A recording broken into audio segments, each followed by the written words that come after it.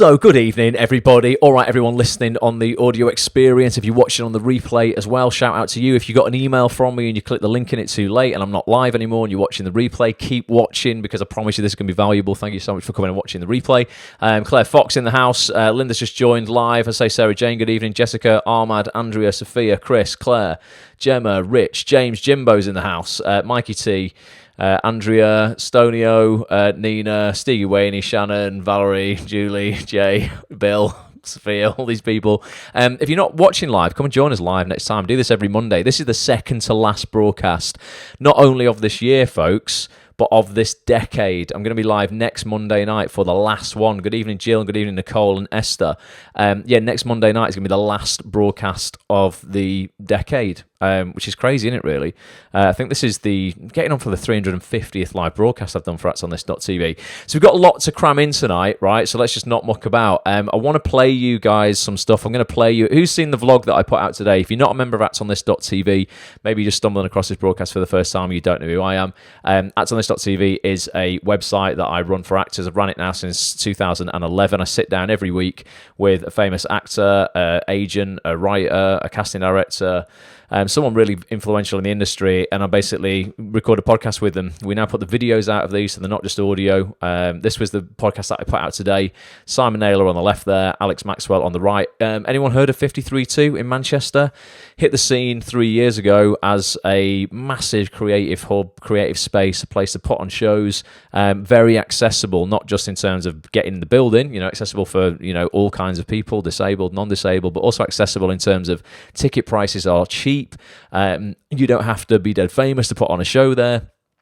You can go and just, have a play that's half written that you just want to work on. You want to get a group of actors together.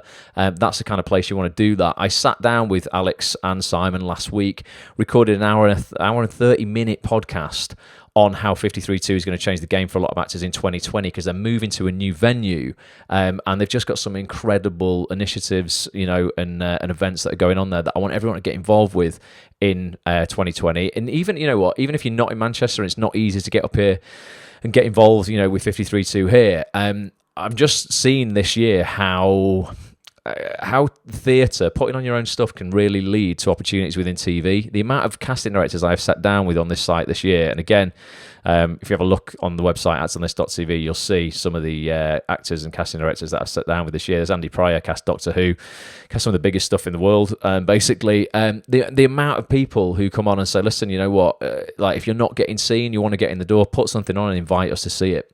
If you're down south, find a venue where you can put something on, that's accessible, like 53.2 if you're in the north. I've seen it myself firsthand with friends.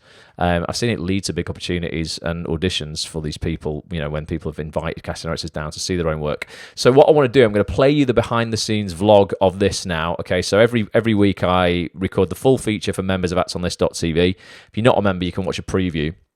If you're a member of ActsOnThis.tv, you'll find the full feature in your members area right now. It went up online this morning. But I also record a behind-the-scenes version, like a vlog, basically, showing you just some snippets of what we talked about, and some exclusive stuff as well that actually you don't get on the main podcast. We have a little chat.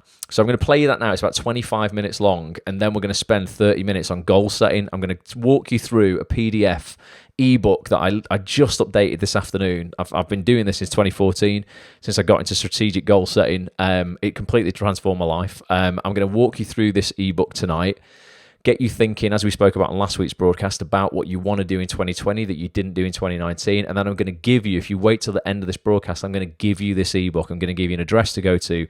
You can download it. It's completely free. There's no catch whatsoever. And I want you to just, really think about what you want to achieve in 2020 with the strategy that I teach you guys tonight, and sit down for one day over the Christmas period, where you're distraction free, you're inspired, and you're ready to set your goals for 2020. I want you to set anywhere between 7 and 10 goals for next year, and I'm going to show you how to do that in a way that makes it pretty difficult not to achieve what you want. And I know that sounds a little bit mental because you'll be like, oh, can you guarantee I'm going to achieve something? Do you know what? Yeah, in a way I can, as long as you put the work in. It's going to require hard work and patience, but pretty much, yeah, if we set these goals that I'm going to show you in a way that I'm going to show you. So before I play the vlog, see if there's any comments. Dale Grant's here. All right, Dale, great surname as always. Linda's here. All right, Linda, how are you? Bill says, Simon and Alex are great. New venue is amazing. Get involved if you don't know them. Gonna play you this now. For those who don't know Alex and Simon, you'll learn more about them now. Good evening. Angie Gordon's here as well. All right, Gordon, Steve's just joined. And he says, good evening. Gary's now here as well. Brendan's here. Let's play this, right? So this is the vlog. If you want to listen to the full podcast with Alex and Simon, it's over on actsonthis.tv right now. Don't go now, though. Hang in with us. I can still see your comments as we're watching this, so please do comment. It's about 25 minutes, this is something like that. I'll be back just after 9:30, and we'll do this goal-setting thing, right? You want to stick around for that, because I swear to God, it'll change the way that you operate. Phil Beastle, director extraordinaire, has just joined, mate. How are you, dude? Enjoy this back in 25, yeah? I would always rather die trying. Mainly because it's far more exciting, isn't it?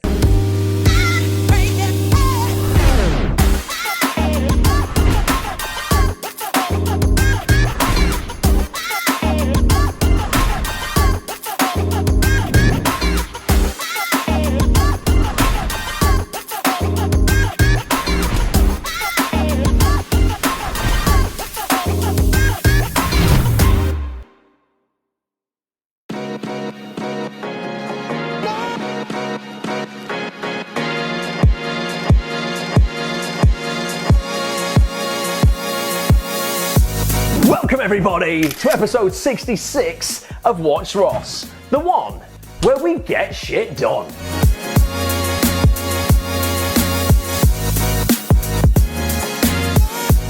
Yes, we are getting shit done in this episode of Watch Ross, folks, and we're doing it a little bit differently, okay? Normally I film this intro to the vlog before we then go and record an exclusive podcast for actors and members of actsonthis.tv. If you are not a member of this website and you're an actor, what are you, Petch? Missing out. You are missing out, okay? You've heard that from Petch, the cameraman extraordinaire / fantastic actor. See, I'm bigging you up, Petch.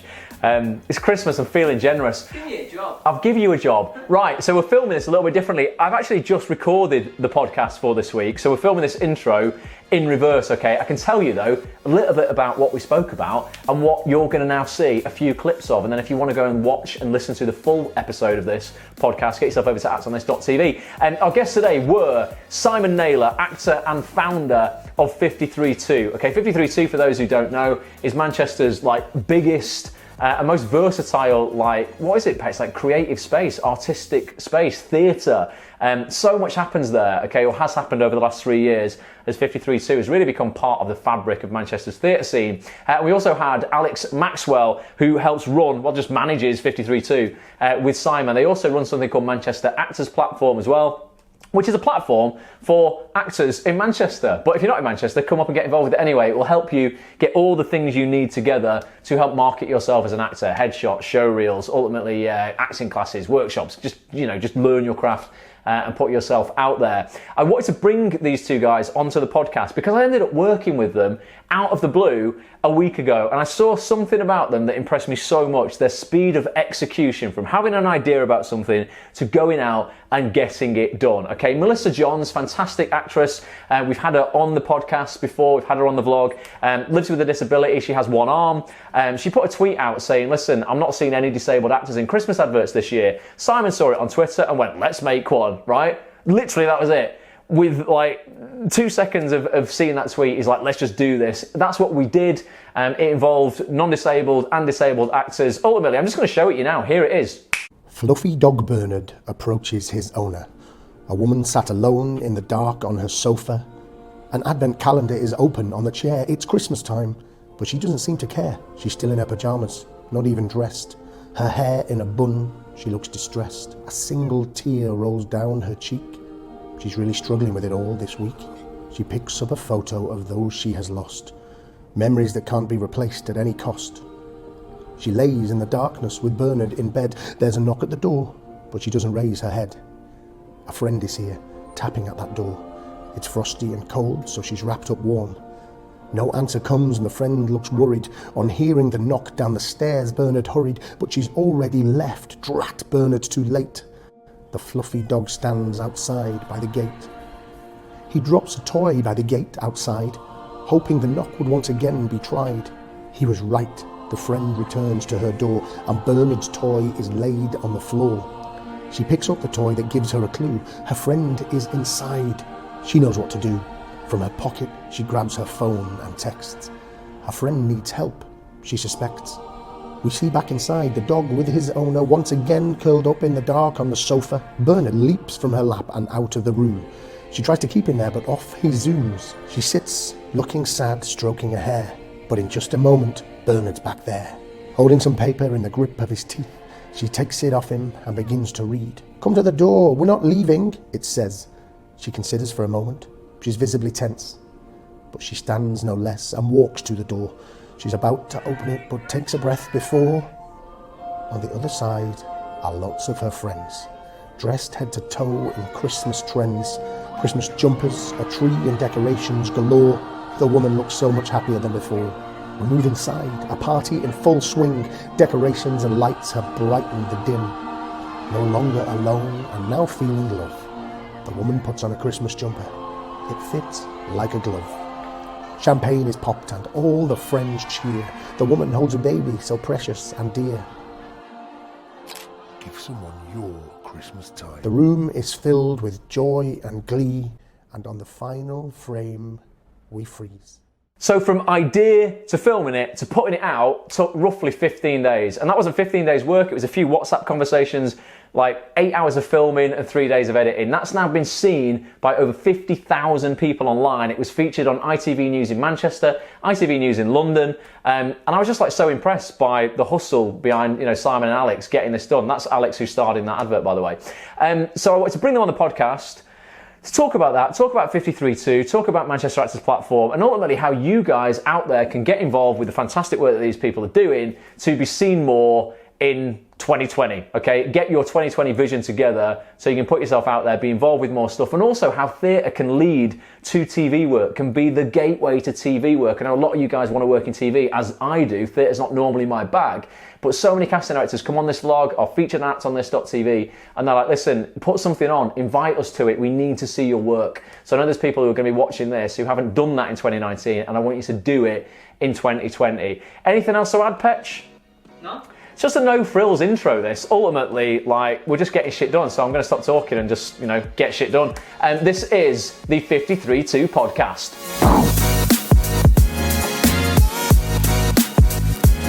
Alex Maxwell, Simon Naylor, welcome to my kitchen. How are you? Thank you so much for being here. Thank you. Thanks for having us. I Mate, know. your kitchen is amazing. As is the rest of the flat. It's beautiful. Well, it's pretty clean, isn't it? Yeah, weirdly clean. I am. Do you know what? It's because there's no woman in my life. If there's anyone out there for me, I live on my own. I live a very simple existence. And his flat is very clean as Yeah, well. I don't even sit on the settee. I mean, I bought all this stuff. I spend all my time in the office editing these podcasts. It's literally it. Well, no wonder it's so clean. Don't venture out. I clean it. I do the big clean on a Sunday. I get the flash out and I just clean everywhere, and then that's it for another week. It doesn't get dirty, and then I clean it again the following Sunday. So it is spotless. Super clean. Super spotless. Very nice. So yeah, let's just throw coffee. Do you know what? Ryan Clayton came in, didn't he, Petch? Ryan Clayton, he played Josh Tucker in Coronation Street, threw coffee all over the wall. I literally had to get a paintbrush out and paint it. Ryan, shout out to you. No hard feelings. Right, let's give people some concept. Is that why we've only been given water? They've had their coffees. They've had their coffees in Costa. We had a little pre-chat. I've wanted to get you guys on the podcast for a while because I want an education basically in the theatre world around Manchester for everyone watching and those listening on the podcast. If you just listen to the audio, running acts on this for the last 10 years. I can't believe it's nearly been 10 years. I mean, that in itself is crazy.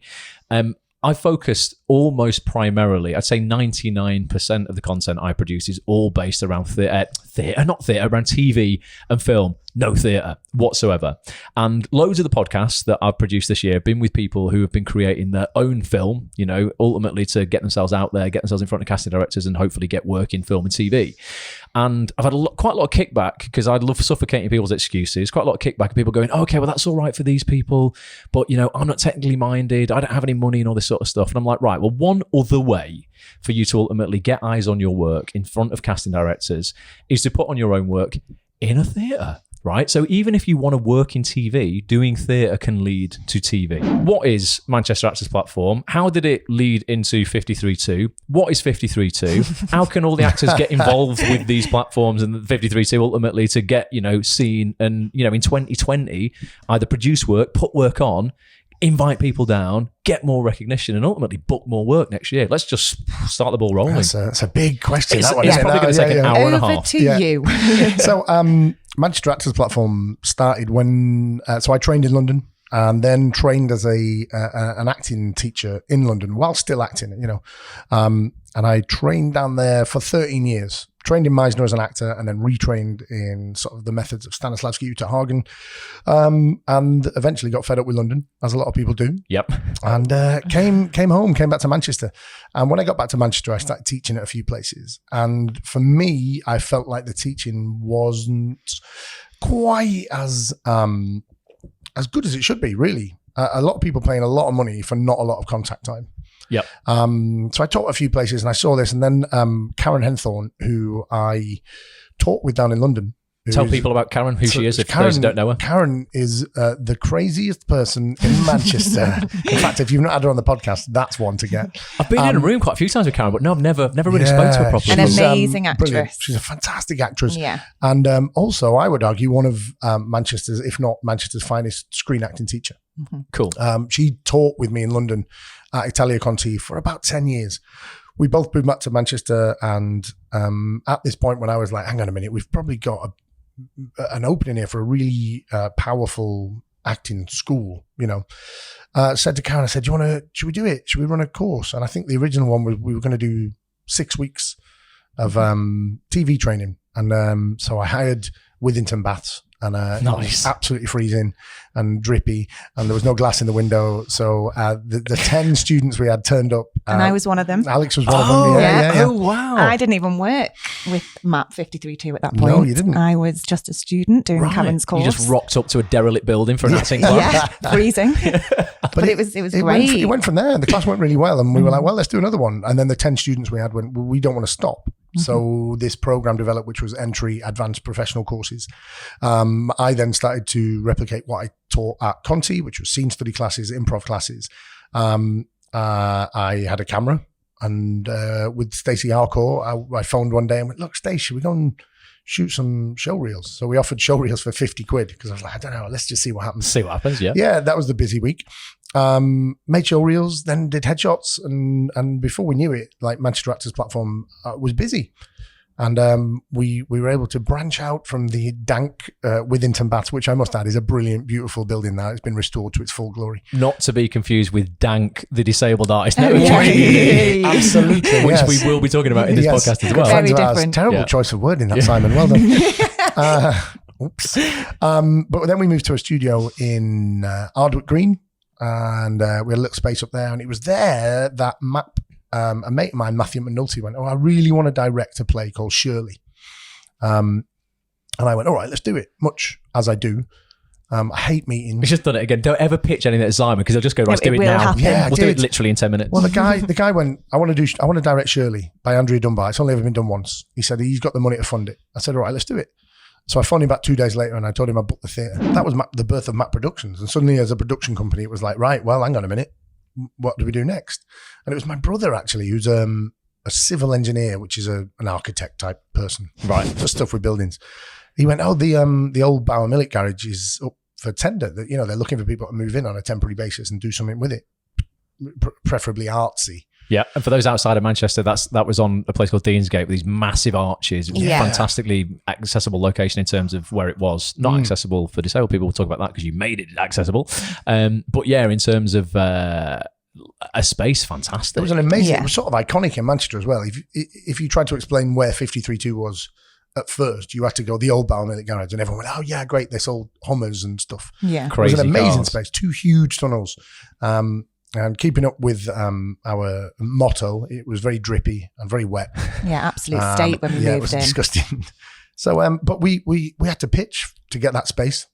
24 companies pitched, and meeting after meeting, and proving why we should do it, and Ask, who owned that building, were amazing with us. They gave us a bit of a Kickstarter loan to get in, and I said to my dad, I said, "Oh, look, Dad, I think we're going to take these arches over." And he went, "Don't be stupid." Once again, it was one of those things. We had the keys, and we had some money, and went, right, what do we do now?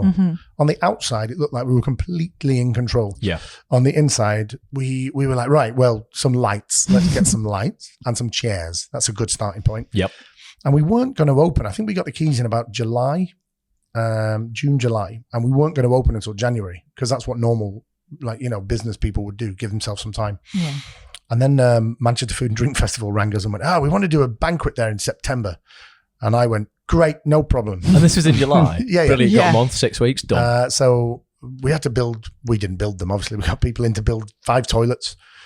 We got lights in there. We had to waterproof it. We didn't even have the toilets at the very start. Do you remember we had those? No, we had 2 toilets. Really rubbish candles that are fake flame, and we lined them up to the toilet that was there because the lights weren't on. So we just had like a little just one loo candle path to the toilets. That's how we weren't equipped at it was all. ridiculous. I mean, this sounds like epically large in terms of you've just gone, holy shit, we don't really know what we're doing, we're going to go for it. Yeah. There'll be people out there right now, I know they'll be listening thinking, I could never do anything like this. And again, this is why I've got these people in the podcast, on the podcast today, to try and just show you that you can. What were the logistics of even funding something like this? Where was the money for this coming from at that point? Like, how long did you think you had the venue for? Did you have to make a certain amount of money in a certain amount of time to keep it? How does that logistically work? Well, as Simon mentioned before, we got sort of a Kickstarter fund loan from the landlord, the owners of the arches. And who was responsible for paying that back? We were. We were. See what I mean? I mean, that's brave. Yeah. Fair play. The thing is, though, right, with everything, my dad hates me because of this. He's our financial controller. Nice. But the thing is, I go, right, if I can't pay 30 grand back, what happens? Go to prison, maybe. That's all right. You probably just go bankrupt, really. Look, go bankrupt. Katie Price has just done it. It's fine. Yeah, and I go, I would always rather die trying. Mainly because it's far more exciting, isn't it? How can people get involved? What kind of things can they get involved with? You mentioned something before as well, November, that sounds quite exciting for me. But what stuff can people get involved with at the new venue? Do you want to do the writers' side with So November? The writers, November is one thing we launched last time, which came from people needing a platform to share their work, which isn't necessarily a fully fledged Arts Council funded £15 a ticket shebang. They want to put it in front of people. Yeah, it's raw. Yeah, and script in hand or rehearsed readings or, black box stuff. And November properly encourages that by saying, right, do it. Don't charge more than a £5. We'll split that money, so we'll just take enough to keep the venue alive, and then you take that money and put it back into producing the play. But more importantly, get that feedback, get that first airing of your work. One of the things that kills us most is a new script that nobody's prepared to work on. They do one draft and go, ta-da, yeah, it's finished. It's not. I'm not a writer. I don't pretend to be a writer. I can't write. It's too hard. Loads of great ideas. As soon as I put a pen in my hand, no chance.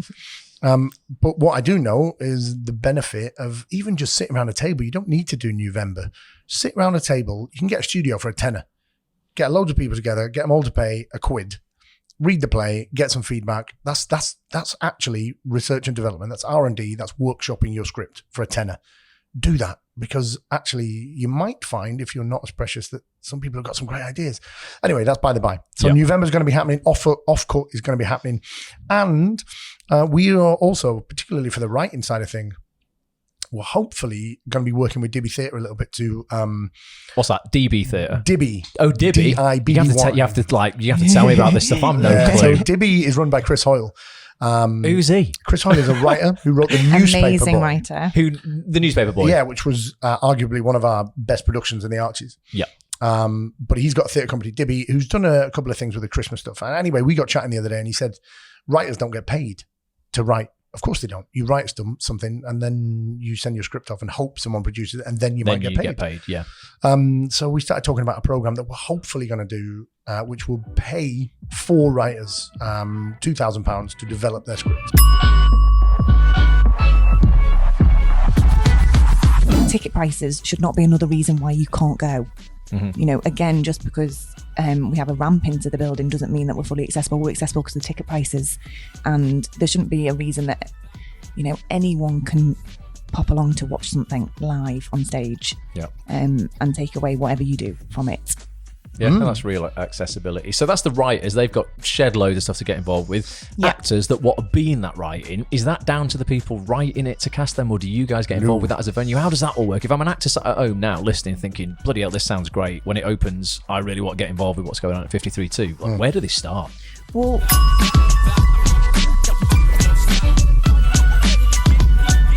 And we are back. And so there you go. They've just seen 3, possibly, maybe 4, I don't know, clips of what was 1.5 hours of absolute fire. How much fire was it for you, Alex? it was pretty steamy. Wow, that's they're the unedited version you need to see. The version you've seen was PG and was not steamy. Listen, I want to expand on something just quickly for 5 minutes now, just for some extra value on the vlog. An overriding theme of that entire conversation for me was the importance of fast execution, ultimately having an idea, not dwelling on it, not procrastinating on it, not, just thinking, oh, I'll do it next year, or it's not the right time for me. Just freaking doing it, before you talk yourself out of it. You just saw, guys, in the intro, the Christmas film that we put together. Well, mostly you guys put together. I just sat on a reindeer for half an hour. But from the idea of Melissa coming up with that, that idea to it actually being out there, and now nearly, I think, as I put this out, I'm sure 50,000 people have seen that now. It's been, put on the news, London news as well. It's had loads of eyeballs on it. It was 15 days from inception to actually putting it out there. And it wasn't 15 full days of work. It was a few WhatsApp conversations, 1 day of shooting, and, fair play to you, Si, 3 days of editing. There'll be people out there who've got ideas. They're afraid to put them out there, afraid to make them, afraid to start. I mean, just give them some advice about the merits of just doing it. It's been something that you guys have always, just done. So I'll just hand you the mic and you just spit some inspiration.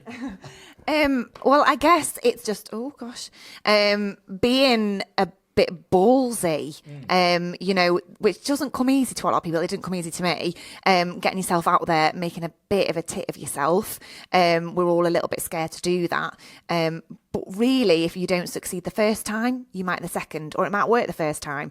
I remember one of my first jobs I got in the Manchester scene. I was listening into a conversation by a writer who was Alex Keelan. She knows the story. And I just heard her saying that she was going to put on a play and that she'd be casting it shortly. So I just went up to her and said, it sounds ace. I'm going to write to you. Is that okay? And she said, yeah, great. And I got a part in it. And so it's kind of taken that extra step that people don't necessarily feel comfortable doing. But what is the worst that can happen? You make a bit of a tit of yourself. It doesn't work. You learn and move on. And that's kind of what we've done at work as well. On to you. I was just going to say, you said, what's the worst that can happen? Again, you're a big believer in this. You took, and we spoke about it in the in the podcast, a 30 grand punt setting up 53.2 initially, all money on Si's shoulders. I don't know if you bared the. It was all Si going to prison. And that's people be like, what's the worst that can happen? Oh my God, I'm going to 30 grand worth of debt. Oh, I can't pay this back. I'm going to go to prison. It ain't going to kill you. You're probably not going to go to prison anyway. But yeah, in terms of risk taking and just immediate action, you seem to be massive on this. So what's your advice on that score? As mentioned, I hate meetings. I think meetings are the devil. Nothing ever gets done at a meeting. People just talk about stuff they want to do and then go, right, great, let's talk about that next month too. For me, the one thing I do if I want to do something is get it out there, put it out there, because as soon as it's out there, if I don't succeed, I look like a tit, which isn't bad. That's okay. That's fine. I started running about 15 years ago and went, I'm going to do the marathon, and someone laughed, and that was the worst thing they could have done because I did the marathon. And then the following year, my mate went, oh, I'm doing a marathon. And I went, I'm doing 3 in 3 weeks. And ran 3 marathons in 3 weeks, which was stupid. Absolutely. 2 weeks. Yeah, 3 in 3 weeks. See, next year. But I think the thing is with everything is put it out there. Say you're going to do it. Get yourself a schedule of deadlines. even if it's just little things, like if you're not on Twitter, get yourself on Twitter and get yourself a little piece of paper with 5 boxes in it and send 5 tweets a day about what you're doing or contacting people or retweeting stuff. Just make sure it's out there. As soon as you've got those goals, as soon as you've got something out there that you can fail at, it'd be surprising. You'll be surprised how much your pride kicks in and how much you have to meet the demands that you've put on yourself. It's about self-drive and not worrying about failing. If you fail, it's not the end of the world. Yep. Worst things have always happened at sea. Absolutely. Yeah. So there you go. Ultimately, it's freaking get out there and do it, right? It's nearly 2020. I realised the other day as well, I mean, don't know why it's so obvious, but it's not just the end of the year, it's the end of a freaking decade. You know, it's just 2020 sounds futuristic. Yeah. Do you not think? 2020. So, you know, get your doesn't if you say it like that, yeah. Get your 2020 vision sorted for what you. I wish I had 2020 vision. I haven't, nowhere near. Get your 2020 vision sorted for 2020, right? Okay, and just look at what you haven't done this year and what you could do next year, and just start taking action on it straight away. We know from positive psychology we roughly have 5 seconds before having an idea. Well, between having an idea and our brains and our safety mechanisms wanting to kick in and talk us out of it. Yeah. So just do something straight away and go and take a 30 grand loan out, set up a theatre company, compete with Sci, it's fine. Don't always do that, but as long as, you know, you're not going to kill yourself if the consequences are like life and death, just go and take some risks again next year. So thank you so much for being here. Hugely appreciate it. Social media is up on screen right now. Reach out, let us know you've seen this, let us know what your favourite part of the podcast was, and go over and listen to the full podcast on that'sonthis.tv. Get a membership. That's something you can definitely do for yourself and your career in 2020. The freaking best value you can get anywhere in the bloody industry. I'm telling you. Facts. Fact check. Size fact. Change your Twitter to Fact Check UK. Fact check. Yeah, definitely. So we're going to be back next week for the last vlog of the year. It's going to be with Peter Hunt, Hollyoaks casting director, and it's going to be a phone-in podcast for premium members of that'sonthis.tv. Another reason why you need to be part of this, guys. Have you remembered the catchphrase or what? Yes. Yes, you'll be the first people probably in 2019 to actually do this. Thank you for watching. Love to you all. You know what time it is, guys. Until next time, bye for now. But we're not ending it there tonight, are we? We're going to carry on for a little bit. Going to be talking all about goal setting. Simon mentioned there, listen, you know, one great way to, you know, hold yourself accountable is to set your goals, put them out there, and, you know, I guess talk them into reality in a way. If you put something out onto the Twitter sphere that you're going to do something in 2020, people are going to be expecting it to happen. So it's a little bit of pressure on you to keep going. Just going to read a couple of comments, and then I'm going to go through an ebook that I've created for everybody on the broadcast tonight that you're going to be able to download at the end of this, that's really going to help you with goal setting in your acting career. You know what? And out your acting career in 2020, okay? I want everybody to have their best year ever, ultimately, in 2020. Like I said in the end of the vlog there, it's the start of a brand new decade. Could be a clean start for you if you're not where you want to be right now. 2020 could be the year that takes you on the path to where, you know, where you do want to be. Phil B still says, whatever path you follow, there will be ups and downs regardless, but it's about choosing a path and walking it. It bloody is, Phil B still, 100%. And Brenda says, feeling like a tit, it's all part of the business. It also stands for Thespians Inspired Through Theatre. Excellent. Carly says, my tattoo says, don't fear the fail. Oh no, the fall. Don't fear the fall, which is what he's talked about on this podcast. Don't be afraid to fail because it's going to happen at some point. Embrace the bad with the good. It's absolutely required. It's not even like let's just try and make failure easier to handle.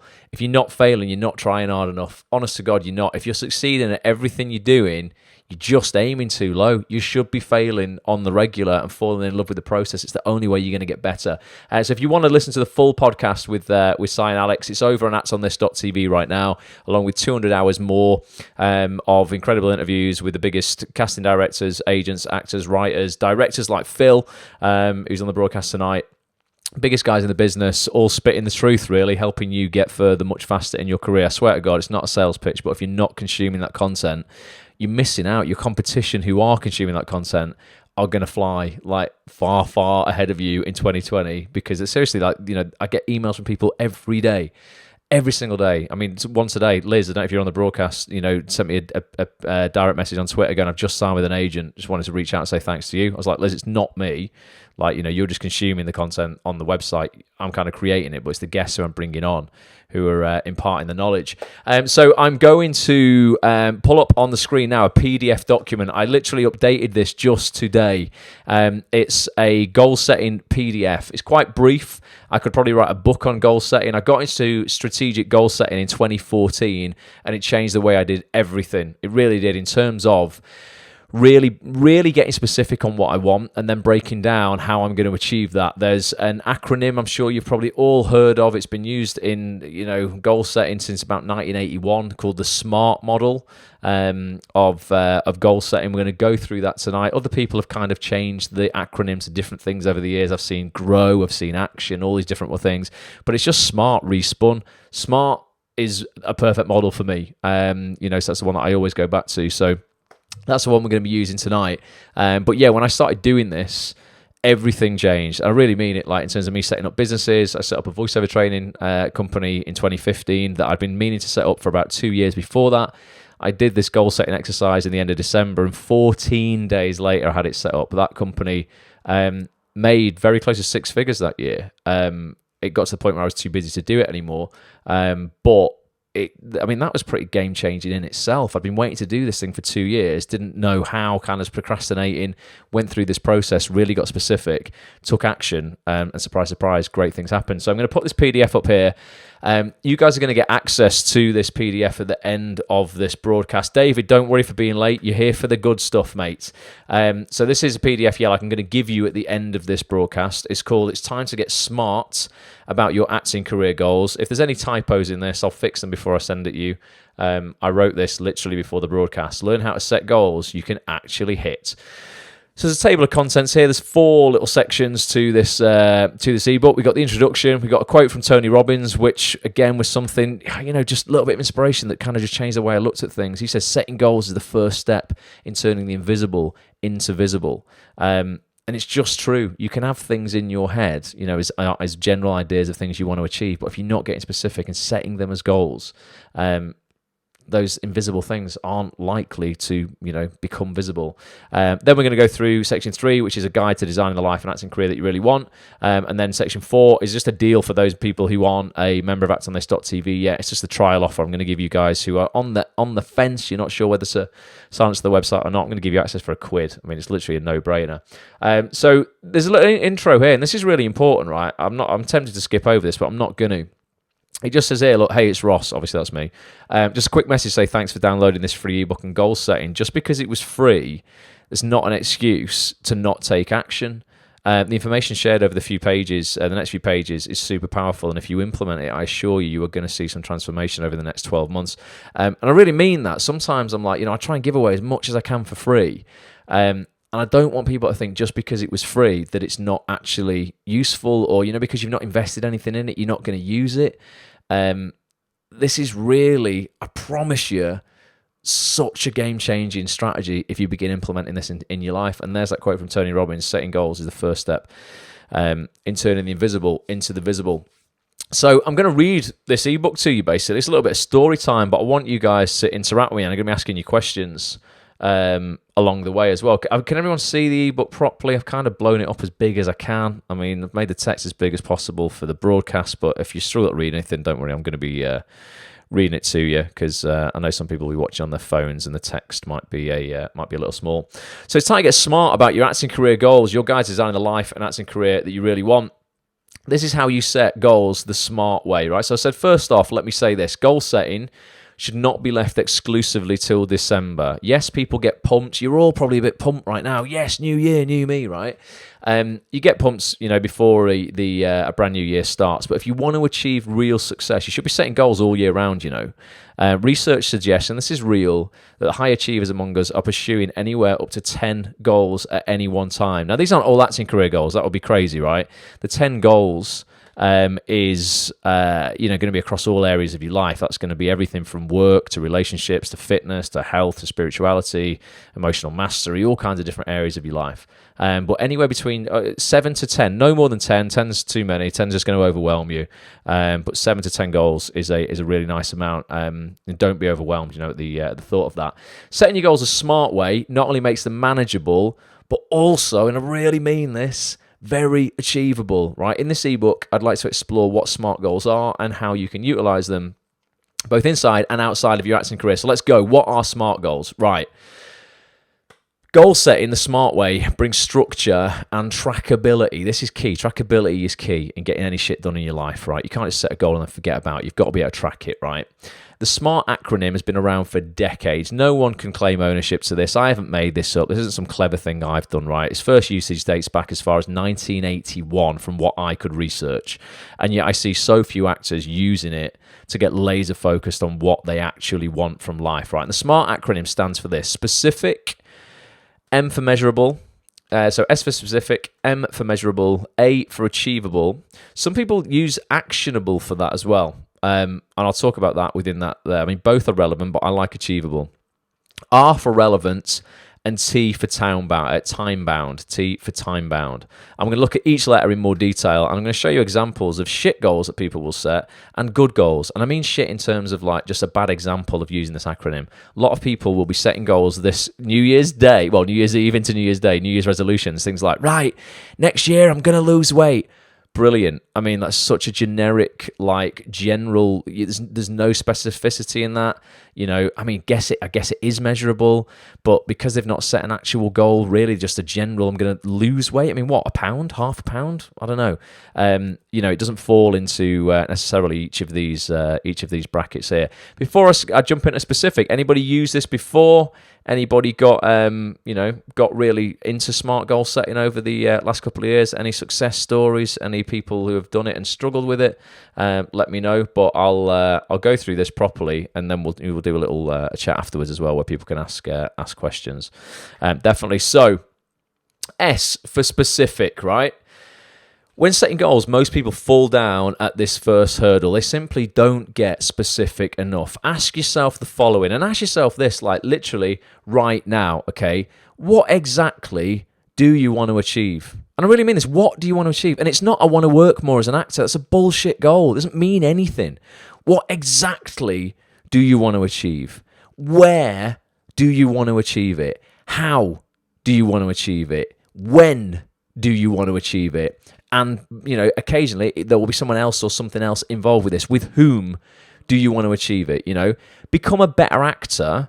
It's a really bad goal. I've been a bit biased here, right? Because I'm going to be bringing out Bulletproof Actor, the mindset coaching program that I run once a year. I'm going to be bringing this out next year. Again, it's been in hibernation for a year. But a better goal, right? And this is bias again, a little bit towards me. But, develop more confidence as an actor by completing the Bulletproof Actor program would be a miles better goal in terms of the specificity, where you're going to do it, how you're going to do it, when, what would be better I could add there? Develop more confidence as an actor by completing the Bulletproof Actor program by, I don't know, the 14th of March, 2020. That would be even better. And then you could even add on, I don't know if you're married, maybe you're married to an actor, with my husband, with my wife, with my boyfriend, with my girlfriend, I don't know. But you could get even deeper. So some people who are like, I want to earn more money next year. I mean, what's that? What even is that? I think I've got that as an example here. The more specific you can make your goal, the more clarity you can gain on what you're actually aiming for. The more clarity you have, the easier you'll find the pursuit. The next thing is with the measurability of things like that. In terms of the Bulletproof Actor thing, it's totally measurable because you can go through each unit and go, okay, I'm through unit 1, I'm through unit 2. You're not guessing at where you are, where you would be if you were like, I'm just going to lose a bit of weight. Well, what do you mean? So measurable is the next thing. One of the major keys to hitting goals is consistent progress tracking. But how can you track your progress if your goal isn't measurable? So a really stupid, bad goal people set is, I want to earn more money next year. Well, here you go. Here's a $5. There, is that it? Job done? You've earned more money? I could give you a $10. There you go. Done. A much better version of that would be, I want to earn $5,000 more than I did last year. An even better version of that would be, you know, I want to put a date on that. You know, I mean, that's like a yearly thing, but you could go, right, okay, well, I'm going to break that 5,000 down into manageable steps per month. So then let's divide that up into 12 and then into weekly amounts. So I know, how much I want to be earning extra each week, so you can measure it even better. If you set a goal that's measurable, you can break it down into those manageable chunks. It's particularly useful when you're setting goals around finance and physicality. Brendan, you turned your whole physicality around recently, mate. You've lost loads of weight, haven't you? How did you do that? Did you implement this kind of stuff within that kind of goal setting? There's 0 point in setting a goal just to lose weight. I'm sure you didn't just do that. I mean, what does it even mean, right? How much weight would you like to lose? Defining the exact physical manifestations of your goal or objective makes it clearer and easier to reach. So they're the first two parts of this acronym. Specific. What do you want to achieve? What is it? One line on a TV show? That's specific. Are you looking for your first line?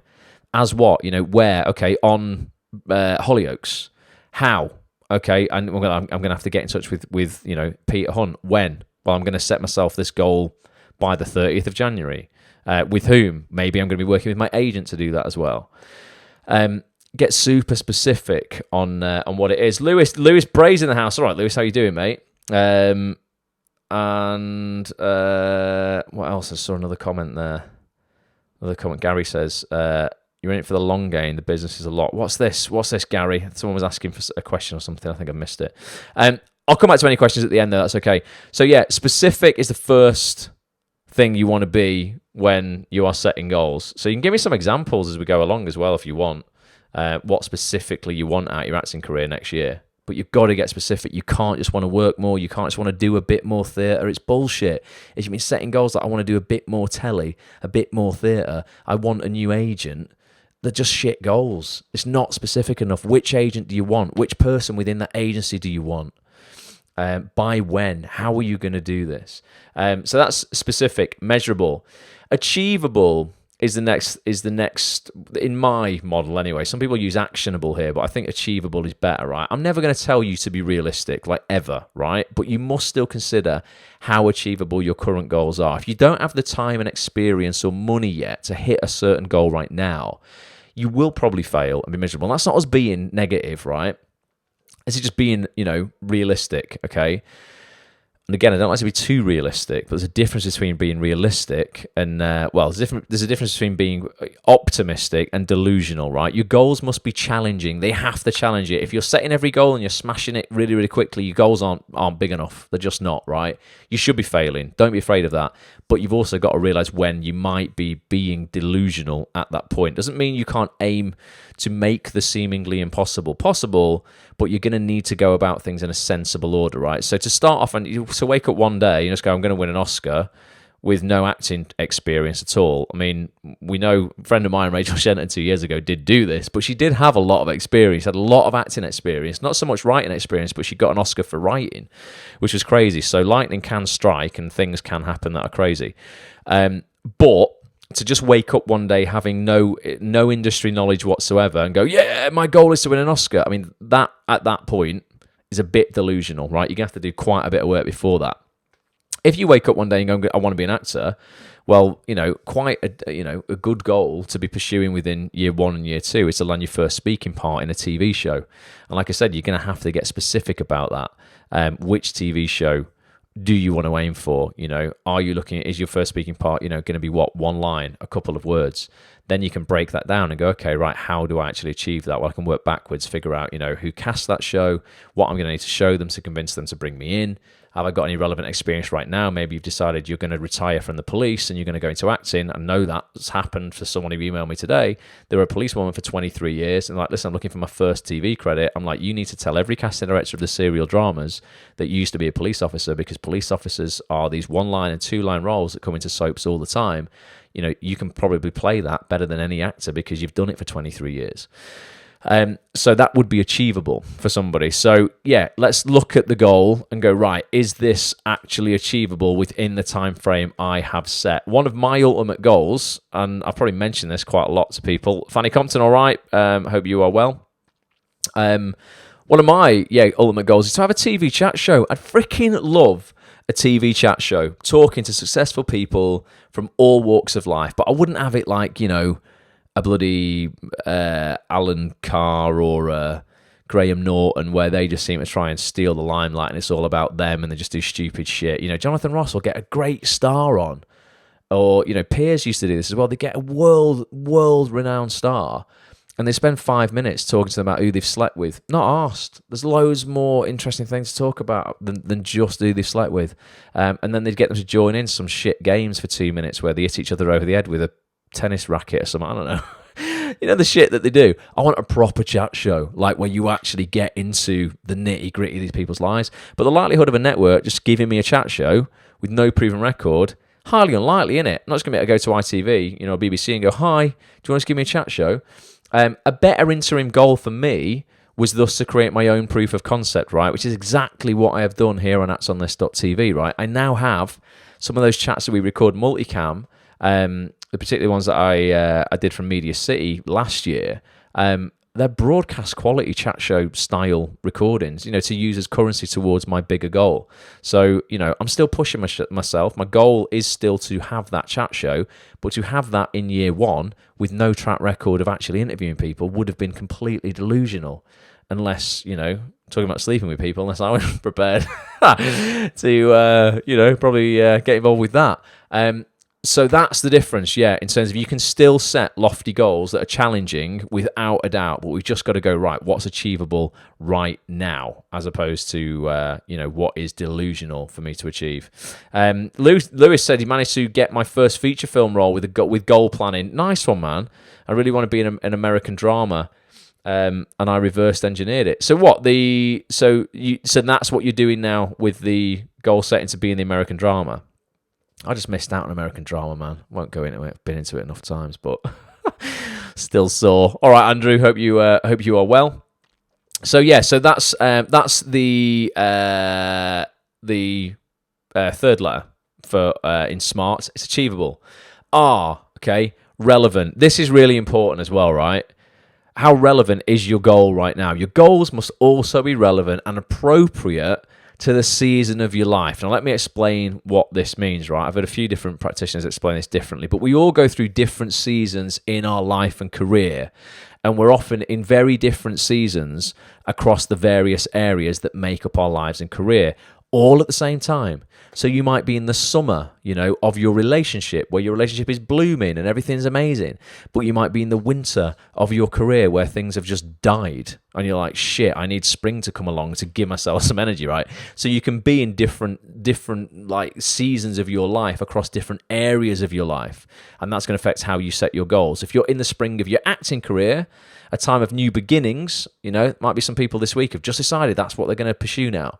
It's a very different season than the summer of your acting career when things are growing and your career is exploding, right? Equally, these are both different times compared to the autumn of your career where you might be getting ready to sit back and relax for a while, having reaped the rewards of a busy summer. You might have just come off the back of a 12-week shoot and you're like, I don't want to do anything else right now, so I'm not going to set any goals. To get more acting work because I just want to rest right now. If things have slowed down too much and have been looking a bit bleak, you may have been living in the winter of your acting career. That's a time to reflect and get ready for the coming spring. Like, how can I, in this winter, regroup, hibernate a little bit, and then get ready to get out there and get it in the spring. The seasons of your life don't follow the seasons of the actual year, obviously, or your age.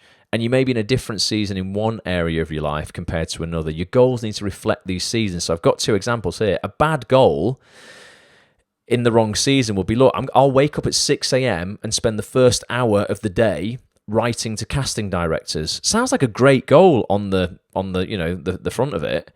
But, let's say you've just had your first baby and your baby's waking up at 5:30 a.m. That's a really bad goal to set. You don't want to be, try to send emails to casting directors while you're getting, a new baby ready for the day who's just woke up and is screaming.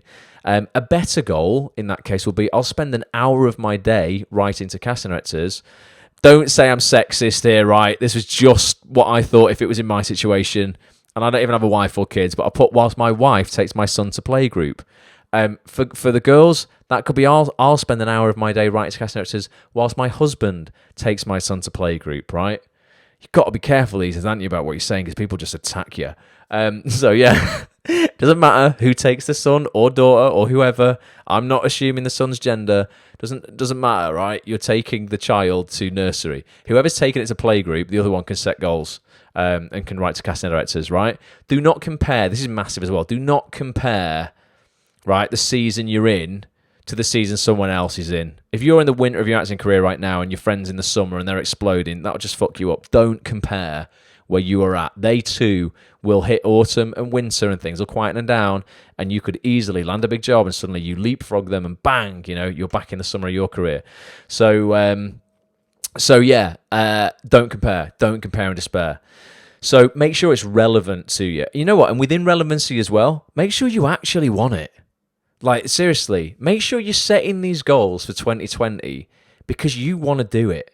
You're not setting it because it's what you think people on Twitter want to see you doing. It's what you think you should be doing. Oh, well, everybody's going for, I don't know, writing their own short film, and this person's just done really well with it, so I should be writing my own short film. If you don't want to do it, don't do it. It's not relevant to where you are in the season of your life, right? Don't ever, it's so sad that, don't ever chase goals for other people. It's got to be for yourself. And the last letter of SMART stands for time bound. This is critical. These are all critical, but this is the thing that will wrap it all up for you. You must set a specific deadline for each goal. If you don't have a deadline, there's no urgency to start taking action on that thing that you want. That was what screwed me up about setting up the voiceover training company back in 2014. I'd wanted to do it along with my agents in 2012. We'd spoken about it, procrastinated. Yeah, it's something we'll do. No deadline. Coasted along, never did it until I set the goal specifically with the SMART acronym, the SMART model, like I'm talking about tonight, in 2014, and it took me 14 days. People who were on this broadcast probably came on one of those voiceover workshops. So yeah, if you don't have a deadline, there's no urgency to start taking action. So when your goals are time-bound, the likelihood, and this is scientifically proven as well, the likelihood of you achieving them literally doubles, okay? Do you know, even writing your goals down, right? And I don't know who did this study, but it's quite well known in the goal-setting landscape. Literally, excuse me, I just burped a bit there. Sorry about that. Just writing your goals down will give you a 42% higher, greater chance of achieving them because you're getting them out. They've turned from invisible in your head to visible on paper. So write down what you want. It will have a big impact as well. So a bad goal that's not time bound was I want to lose 20 pounds. I mean, it's still good because it's specific. It's still measurable. It's probably achievable. It could be relevant in your season of your life, but it's bad in the fact that there's no time bound, aspect to that. So I will lose 20 pounds by December the 31st. That's going to be unachievable for many people because it's the 16th of December. As I record this, don't do that. That would probably be unhealthy weight loss. I was talking about 31st of December next year. So, set your goals with a time-bound statement on them as well. Make sure your deadlines don't all fall in the same month as well. You'll get overwhelmed and it'll screw you up. So set some for 1 month from now, 3 months from now, 6 months from now, and 12 months from now. Equally, don't set them all 12 months from now because it's like, oh, well, I'll just get that done by the end of the year. It's no good. You've got to have some goals you're working on this month, this quarter, this half of the year, and, for this year as well. Now, once you've got the goals written down and they follow the SMART acronym, okay? So, again, for those who are just joining, once your goals fulfill this criteria here, they are specific, they are measurable, they are achievable, they are relevant, and they are time-bound. You will find if you set 7 to 10 goals within all areas of your life, your acting career, your relationship, your physicality, your health, your spirituality, I don't know, all kinds of different goals. You could be religious. You might want to read more. I mean, just across all areas of your life. Set 7 to 10. You will find when you look at those goals that one of them will be your push goal. Now, your push goal, right, is like a domino. It's like a domino effect, right? Once you set your goals, look for what's known as your push goal, the one goal that, if done first, would make all the others easier. Your push goal acts like a domino for all the others. Which goal will be the catalyst to help you accomplish your entire list or most of it? Okay, there might be one big thing where you're like, you know what, if I could get this done, for some, I don't know, if it's in your acting career, it might be, you know what, I want to get an agent, but, I've not got my show reel yet. And until I can show an agent, my ability. I've got my headshot, I've put a play on, but they weren't around to see it. Until I can actually show them my ability, I've got, it's unlikely I'm going to get signed. So maybe your show reel is the thing that gets you the agent, is the thing that gets you the auditions, which becomes the thing that gets you that first line on TV that you want in 2020. So that might be your push goal. Everyone's push goal is going to be different, but there will be one goal out of your 7 to 10 that is like a domino, where it's like, if I could achieve this, everything else will become easier or even unnecessary. Now, to achieve your goals, if you've set them with the SMART model, you're going to be able to break them down into actionable steps. Tackle just one step at a time, and we'll go over tracking these as well, right? If your goals are challenging enough, and they should be challenging, it's unlikely you'll be able to achieve them in 1 or 2 actionable steps, right? Don't let that put you off. You need to break your goals down into as many small, actionable steps as possible. If you can't see all the steps in the journey, don't panic. It's fine. You only need to know the next step. Imagine, I always use this acronym, not acronym, this, what's the word? I always use this analogy. Imagine you're on a pitch black staircase, right? The stair you are on will light up just enough for you to see the next step, right? And then you step on that one, and then the next, that'll light up to show you just the next one, and then the next one, and the next one. Most people don't even start attacking a goal if they can't see all 10 steps, because they shit the pants. You only need to know your next step, right? The first step to accomplishing your goal might even be something as simple as making a phone call. People shit the pants again, though, and don't want to do it. I'd really like a part on, I want 1 line on doctors, 2 lines on doctors. Where's Steve? He's on here, he wants 2 lines on doctors. And yet they'll be too scared to even phone up the BBC casting department and ask who currently is casting doctors, because it's on a rotational basis. Well, you might as well just give up now. If you're too scared to make a phone call or send an email, just quit. Like, go and do something way less stressful, right? Not that that's even stressful, but like that will give you the momentum. The trick is simply to start. Okay, figure out the first step and gain some momentum. The next step will become obvious. I promise you, don't worry about that. It really will do. You just need to start taking action. Now, tracking your goals, I use a great app called Workflowy. Anyone ever heard of it? Those people who've been around ActsOnThis.tv a while, and me in these broadcasts will have heard of Workflowy, I'm sure. It's a brilliant app. It's the most basic thing in the world as well. Workflowy.com is where you want to go to. Get a free account. It's basically a list. It's just a listing app. It's full of bullet points. You have one big bullet point, which will be your main goal. And then underneath that, you then break that down into little bullet points, and then you can, I just literally track what is my next actionable step, and then I go and do that. Did it work? That will lead to my next one. It's almost like each bullet is a stair on the staircase, like I just mentioned. It's a productivity app. You can use it for anything. It's available for your desktop, tablet, or smartphone. It syncs across all of them. So if you make a change on your tablet, it'll appear on your smartphone and your computer. You can use any app you want, but ultimately, I just want you to carry your goals around with you.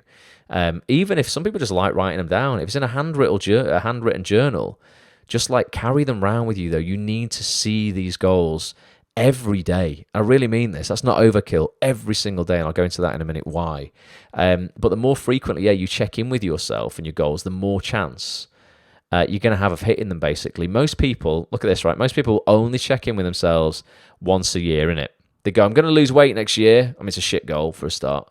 I don't mean it's shit to lose weight. I just mean it's a ridiculously general goal. It doesn't mean anything.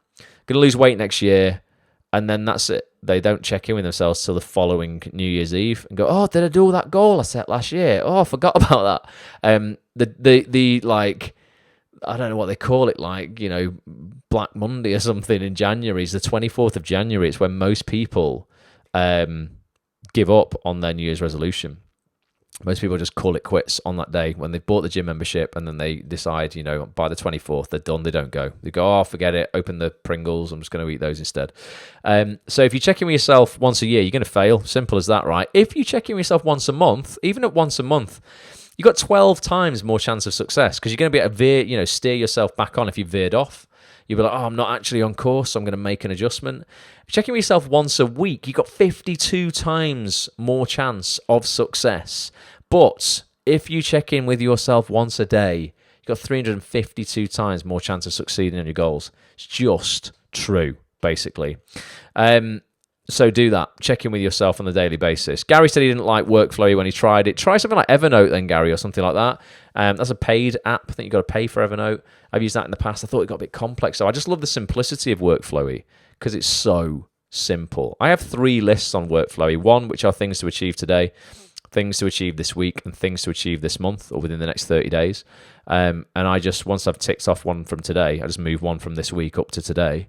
And just keep going, basically. And then you have, more specific goals that you can work on over time. But I like Workflow. If anyone's seen anything that's better, or you've used Workflow and you've found something that you prefer, please let me know. I would love to try some stuff out. So I put there, start designing the life you want right now, right? I could write, I'm sure, a fully fledged book on goal setting. I'll no doubt do that someday. But until then, right, this information I've shared with you tonight, I'm going to give you this ebook. I'll tell you where to download this in a minute. It's just going to be enough for you to start. It's not overwhelming. It's not too much. Just start designing the life you want and the life you deserve in 2020, this new decade we're about to start in 2 weeks. Go for a walk. This is what I would suggest. Go for a walk. Listen to some of your favorite music and get inspired, right? If you can, go for a walk in nature with greenery around you. You only need to walk amongst nature for 20 minutes and it'll change your state of being massively, right? Again, that's scientifically proven. Think of what you would really like the next 12 months to look like and then write down 10 goals using the SMART acronym. If you get to 7, I want you to do at least 7. If you get to 7 and then for the last 3, you've just got to make some shit up you don't really want, don't do it. It's pointless. 7 is the minimum. I'd like you to do 10. But don't make up goals for the sake of it. Again, that's pointless because then you're going to review them. You won't have done them and you'll probably feel bad for not doing them. You didn't want to do them in the first place.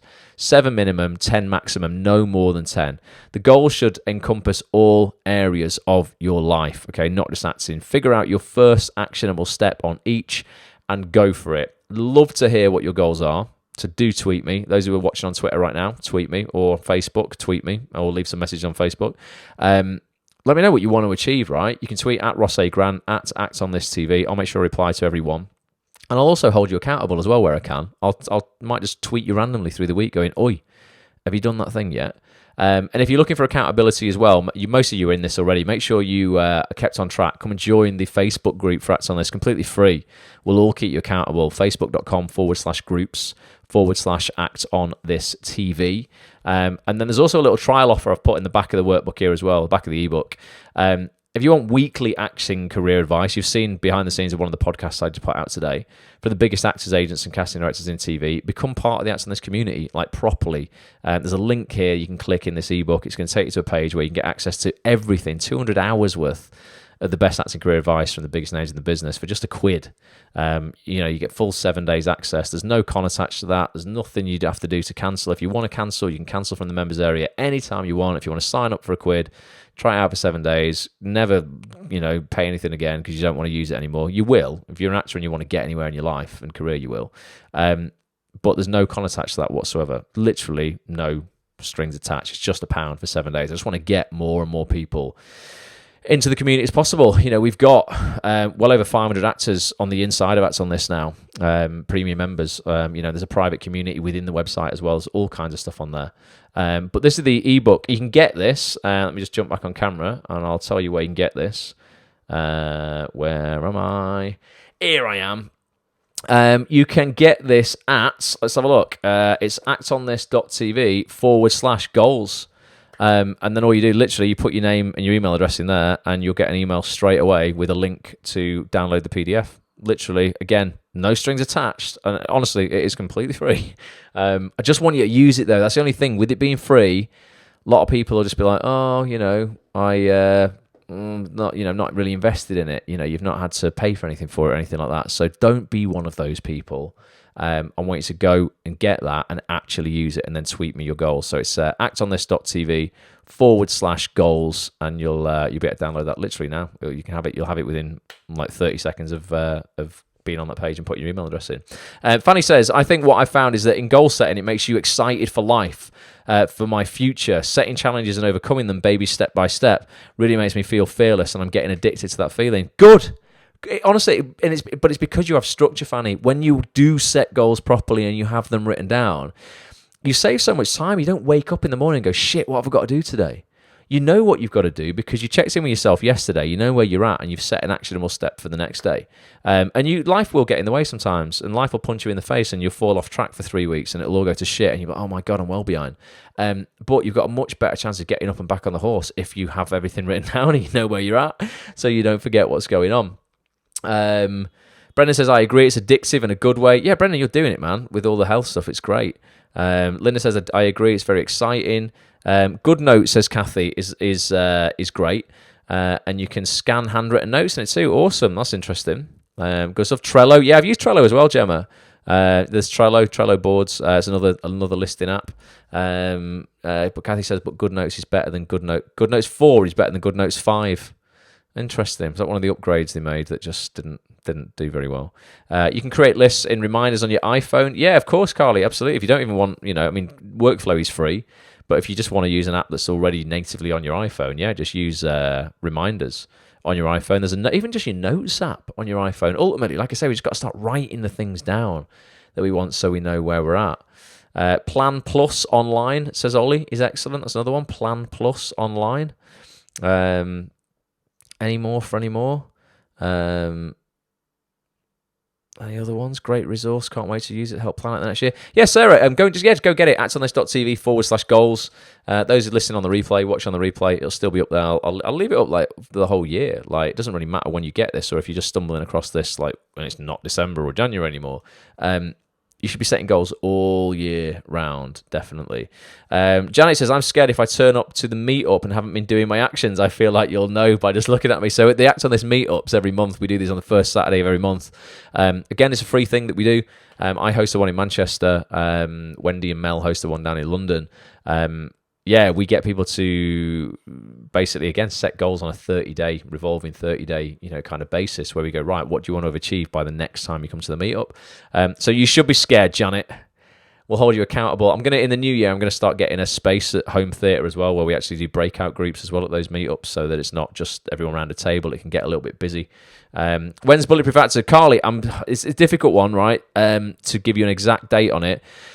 I'm rewriting it over Christmas, and I'm refilming it in January with Petch, and then I've got to edit it all. So I'm hoping, initially I was going to just do the standard version that I've had for the last 5 years. I was going to put it out in December, like this month. But I've wanted to refilm it, and I've learned so much since I first put that program out in 2015. I mean, it's still life-changing, even if people, went through the version that's available right now, or was available. But I just want to give it, I know I can give it more and give you guys more value as well. And then for those people who've already been through version 1, you'll get an upgrade link to version 2 where you'll get it super, super discounted. But for those who've never been through it, version 2 will just rock your world. So I'm hoping to film it in January. It's a long course though. It's like a 5-week program. It's about 5 hours of video, 33 videos. It takes a long time to do. But I'm hoping, I'll have it all together.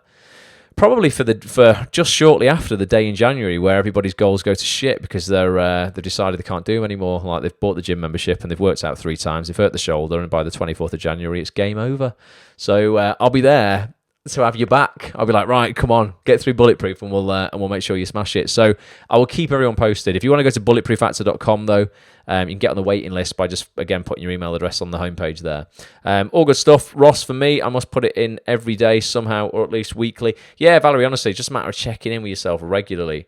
And Louis said, I got cast as an American in a comedy. Ah, right. So now hope to use that as leverage to get in the door in an American show. Awesome. Joe Barker, all right, how you doing? Mark says, is Acts on This a good resource for a young actor? It depends how young you're talking, Mark. So I have a lot of people who have got like really young actors in the family, under 16. There's a few people who have signed up kind of like as parents who want to learn more about the industry on behalf of their kids. The industry is the same whether you're an adult or a child, but there are rules and regulations around kids acting and hours they can work and chaperones and all this kind of stuff that we don't cover really on the site in terms of that sort of stuff. But in terms of getting your child in the room in front of casting directors, it works the same, man. Marketing around that works the same. How, auditions works the same. Castings operate the same. So, a child, depending on how young they are, it's not going to be able to do a lot of that work for themselves. It will be down to their parents to understand the industry on a business level, which Acts on This will absolutely teach you. And there's quite a lot of mums and dads like I say, who have signed up on behalf of their kids. They learn from all the interviews that I do and then can guide their children through the industry from what they've learned themselves. So check it out though, mate. Honestly, for anyone who wants a trial, actonthis.tv/7 days, the number 7 days, actonthis.tv/7 days. It costs you £1. Literally £1. Try it out for 7 days. If you don't like it, cancel before the end of the 7 days. You'll never pay a single thing again. Even if you don't, it's £4.25 a week to get access to the biggest names in the industry. Like, I mean, tomorrow I'm doing a phone-in podcast for premium members with Peter Hunt, the head of casting at Hollyoaks. He's amazing, and we're going to be ringing premium members who've already submitted questions live on the podcast, and you're going to get to speak to the head of casting at Hollyoaks. It's something that you just don't get access anywhere else. No one else is doing this. These are people who you would normally have to wait years to be able to speak to or get in the room with. And we're doing it for £4, and loads of that money goes to support great charities as well. It's just a no-brainer. People just can't be arsed, and they'd rather go and buy a £5 cup of coffee. It's just mental. Brendan says, I forgot to ask Alexa how I'm doing on my goals. Yeah, that's the next thing, isn't it, mate? In terms of activating voice-activated lists and stuff, so you can check in on your goals. That's definitely the future. That's coming. That's definitely happening. Esther says, it's helped me so much. Thank you, Esther, for a little shout-out. Definitely. Any other questions? What time is it? Oh, God, it's 10:20. We've gone on a bit tonight, haven't we? I'll call it a day in a minute. Definitely, but go and get that ebook, actonthis.tv/goals if you want it. I hope it really, really helps you. Definitely. Thanks, Linda. She just said it's 10:15. I need to go. Thanks for watching. Yeah, I'll wrap this up as well, guys. But yeah, we're going to be back next Monday for the last broadcast of this decade. I'm going to be playing you out some of the behind the scenes stuff that happens tomorrow with Peter Hunt on the vlog. That podcast with Peter will be available to all premium members of actonthis.tv from next Monday. We'll play the vlog out next Monday night, and we'll probably have a little Christmas party, because it'll be well close to Christmas next week, won't it? What is it, like the 23rd? Bloody hell. Yeah, no, that'll be definitely the last broadcast of this year. That's what we'll do. We'll have a little Christmas party. I might have a mulled wine live on the broadcast or two. And we'll make sure, like I say, you're going into the new year. Well, you're going into Christmas relaxed, knowing what you want to achieve, or at least having a bit of a plan that you can work on over Christmas, knowing what you want to achieve in 2020, and then together as a community. It's amazing what we've created this year. Honestly, Acts on This has blown up this year. It's been the highest amount of growth I've ever had in the last 9 years. We've tripled the membership to Acts on This year, and that took us, to get to the point that took us nearly 9 years to do. We've tripled that in 1 year. Actually, really 6 months, the back end of this year. It's been pretty incredible. So we've got a strong community here. We can hold each other accountable. We can help each other, and yeah, like I really want everyone to do that. Like someone else getting a role in something is not taking anything from you, unless you were head to head with that person, obviously. But there's plenty for us all, right? You getting yours is not taking away anything from mine. Like you need to have that mentality and that mindset. Getting twisted and comparing yourself to where other people are at or what they've done this year and what you haven't done, just going to screw you up. You've got a brand new year ahead of you and a brand new decade. Just got to make sure that whatever you didn't do this year, you do next year. Do what you've always done. Have what you always have had. You've got to do what you haven't done before to get what you haven't had before. I found a little clip of Andy Pryor. This was a great... I'm going to end on this. This was a great little clip. Andy Pryor is a casting director for some of the biggest dramas in the world. He casts things like Doctor Who. Him and his casting associate, Ree McDade-Wren, came round to my apartment for a podcast earlier this year, and a few people were asking me today, like, oh, when should I write to casting directors? I'm not sure, like, when to reach out or how to reach out. This was just a little clip of, like, 2 minutes of this little clip of Andy and Ree talking about when you should reach out to a casting director. So I just thought I'll end on this, just as a little bit of inspiration for people. And yeah, it's still not too late to reach out before Christmas. You've got until the end of this week. I'd say next week's pointless, but to the end of this week, people are in a pretty good mood right now. Now is probably the time where they're on a little bit of a wind down. They're not too busy and they've got times to read your emails or watch your show reel. So still get stuff out. It ain't over till it's over. So we're back next Monday night, 9 p.m. If you do anything for you in the meantime, let me know. actonthis.tv/goals for that ebook. And until then, here's a little clip of Andy and Ree for you. All right, thanks so much for watching. Until next time, bye for now. Where do you find that? If someone's listening to this and like, right, I need a plan of how I can get in front of Ree and Andy, like, let's give them a bit of actionable advice. Well, it's kind of hard to say because there isn't a single route, is there? Yeah, there's not. Definitely not. I mean, we do all sorts of things. Obviously, we speak to agents and that, but we also look beyond that, and it's hunt people down. And we do keep emails as well that we get in from people. We file all of those, and so sometimes it's time to look through and because this is it's a big fear of a lot of people. Is like one of the biggest like topics that I get emailed about on a weekly basis is our actors emailing me, and they're all, I don't know why they want to ask me, but like almost asking me for permission to get in touch with casting directors like you guys, and I can't speak for other casting directors, but straight down the barrel of this, Andy. I can't speak for other casting directors, but as far as we're concerned, we like getting unsolicited emails from people. We can't reply to them because we get so many, but we do read them. We read them, we keep them. If there's something, you never know, like sometimes someone comes in and you're like, oh, that's exactly what we're looking for right now. So, and if not, we put them in a file and we can look back at them when we need to. So it is, even though we can't reply because there's so many, but they're still there, and I think, being people often absorbed. People often ask how often they should get in touch, and I always think if you've got something new to tell us, if you're in something, if you're in a play, if you've got in a TV show or a film, or you've done a short film and have got a link to send, or if you've got a new show reel, they're the times to get in touch. There are people who probably overdo it a bit and email too regularly with nothing new to say, and that's probably not such a good idea. But if you've got something fresh to say, then let us know.